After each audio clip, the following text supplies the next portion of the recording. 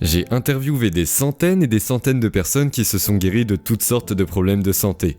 Et l'un des éléments les plus importants que je vois, et qui est récurrent, c'est quand la personne dit « Je suis arrivé à ce point de ma vie où j'ai pris une décision avec une intention si ferme que l'amplitude de cette décision apportait un niveau d'énergie qui était plus grand que les programmes câblés dans leur cerveau et le conditionnement émotionnel de leur corps au passé, et leur corps a répondu à leur esprit à cet instant.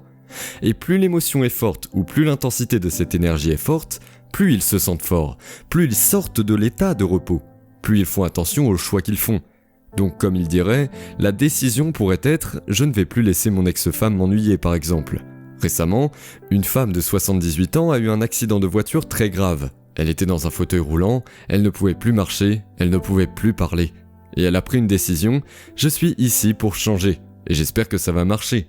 Elle n'oubliera jamais le moment où elle a pris sa décision. Pensez-y, c'est le moment où elle a fait passer son cerveau et son corps de la réalité du passé, au présent, à une réalité du futur. Où est-ce que l'on veut en venir ? Les gens se réveillent le matin et ils ne ressentent rien. Et tout d'un coup, leur cerveau est un enregistrement du passé. Ils commencent à penser à tous leurs problèmes, et ces problèmes sont des souvenirs de certaines personnes, objets et choses à certains moments et endroits. Donc, dès qu'ils commencent à se souvenir de leurs problèmes, ils pensent au passé. Chacun de ces problèmes est associé à une émotion, et ils commencent à se sentir malheureux. Ils commencent à se sentir découragés, ils commencent à se sentir victimisés. Gardant leur corps et leurs pensées dans le passé, ce genre d'état d'esprit ne fait que vous empêcher d'avancer. Donc, si cette personne vit dans le passé, elle ne fera que créer un futur prévisible et adopter une routine où chaque expérience, où chaque sentiment sera connu à l'avance. Maintenant, si tout est connu, si tout est prévisible, comment changer ? Eh bien, en prenant une décision où vous ne vous souciez que de vous, pas de votre environnement ou de votre entourage, mais juste vous sans prendre la peine de se soucier du temps que cela pourrait prendre. Si vous faites cela, les cheveux sur votre nuque réagiront. C'est un nouveau signal électrochimique pour le corps. C'est le corps qui dit qu'il est sérieux cette fois. Le corps se dit « Ouf, on va évoluer maintenant ». Ce n'est plus « Oh mon Dieu, je pense que je vais me changer demain ». C'est un signal fort et ça devient une mémoire à long terme. Ce moment définit la personne. Ainsi, plus l'émotion est forte, si l'émotion de l'inspiration est plus grande que l'émotion de la souffrance de l'expérience passée, plus l'émotion qu'ils ressentent est forte, plus ils font attention à l'image dans leur esprit. Grâce à cela, les chemins dans le cerveau seront formés de nouvelles signatures émotionnelles. Cela créera une intention forte, claire et cohérente pour avancer. Et voici les vagues qui se déplacent dans la réalité et la personne commence à changer son énergie. Et personne ne change jusqu'à changer son énergie. Et quand il change son énergie, il change sa vie. Si vous pouvez laisser sur votre chemin tout ce qui peut vous ralentir, l'entourage, la douleur, la maladie, etc., il est logique de penser que plus vous êtes dans l'inconnu, et plus vous créerez des possibilités futures, plus vous créerez de nouvelles possibilités dans votre vie. Donc, comme dans les expériences de physique quantique où ils observaient l'électron et l'électron est passé d'un nuage de possibilités à la fonction d'onde qui s'est effondrée en une particule, tout d'un coup, quand ils ont tourné le dos et n'ont plus regardé ou observé l'électron, il s'est transformé en possibilité. Il est donc possible, lorsque vous vous déconnectez de tout ce qui est connu dans votre vie et que vous n'observez plus votre vie depuis le même niveau d'esprit, que votre vie se transforme en possibilité, tout comme l'électron se transforme en possibilité.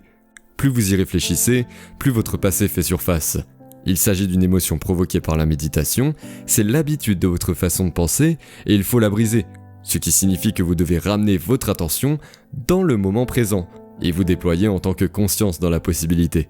Et chaque fois que vous le faites, c'est une victoire. Quand vous commencez à remarquer que vous voulez vous lever et abandonner et que vous retournez dans le moment présent, et vous vous déployez de nouveau dans les possibilités, cela veut dire que vous dites à votre corps que ce n'est plus l'esprit et que vous exécutez une volonté qui est plus grande que le programme. Si l'endroit où vous placez votre attention est le même où vous stockez votre énergie, alors vous pourrez vous concentrer pour des choses étonnantes. Ainsi, toutes ces possibilités qui existent dans le champ quantique existent en tant que possibilités électromagnétiques. Il existe beaucoup de fréquences qui peuvent nous accorder le plein potentiel de notre futur. Pour les avoir, cela nécessite un cerveau cohérent et des intentions claires.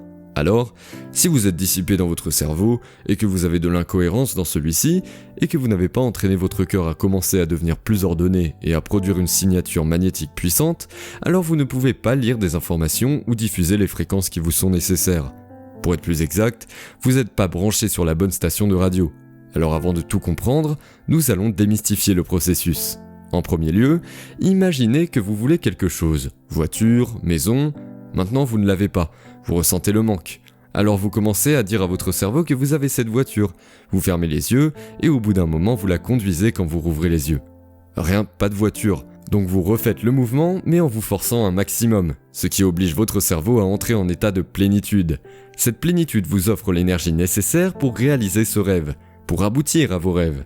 Cette énergie est cohérente avec votre nouveau rêve. L'énergie est cohérente avec votre nouveau travail ou votre nouvelle relation. Cette énergie peut porter la pensée de votre rêve. L'énergie de la souffrance ne peut pas porter la pensée de votre richesse, car elle n'est pas cohérente avec cette énergie. Donc, lorsque vous commencez à ouvrir votre cœur, à élever votre énergie et à y déposer une pensée, pensez à la pensée comme à une charge électrique dans le champ quantique, et pensez à la sensation comme une charge magnétique dans le champ quantique, et la façon dont vous pensez et ressentez commence la diffusion de la nouvelle énergie et de la nouvelle information dans le champ. Et ce que vous diffusez dans le champ est votre expérience avec le destin.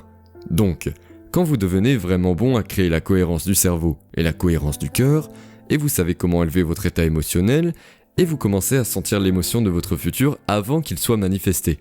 Alors vous ne vivez plus dans le manque. Vous avez l'impression que votre rêve s'est déjà produit. Alors, quand il y a une correspondance vibratoire entre votre énergie et un potentiel qui existe déjà dans le champ quantique, vous n'avez plus besoin d'aller quelque part pour faire vos rêves. Maintenant, vous êtes connecté à ce champ d'information qui est connecté à tout ce qui est matériel, et quand il y a une correspondance vibratoire entre votre énergie et ce potentiel. Donc, si vous avez l'intention d'avoir un futur et que vous attendez que l'expérience se produise pour ressentir les émotions de votre richesse, ou de votre liberté, ou de votre nouvelle relation, alors vous envoyez la pensée. L'université de Dartmouth a fait des recherches dans ce sens avec une expérience mettant en scène 3 fioles contenant de l'ADN. Le résultat, il a été prouvé que si une personne mettait sa pensée en résonance avec son cœur, alors les brins d'ADN pouvaient être modifiés par la simple volonté. Donc une question fondamentale est de savoir ce que vous souhaitez vraiment tous les jours. La méditation permet d'élever votre cœur en associant des émotions et des pensées claires et cohérentes, ce qui permet de modifier l'état de chaque jour. Et si vous vous y mettez vraiment, quelque chose d'inhabituel pourrait se produire qui prouverait votre attachement au champ quantique, parce que si vous cherchez à le prédire, vous plongerez dans l'inconnu.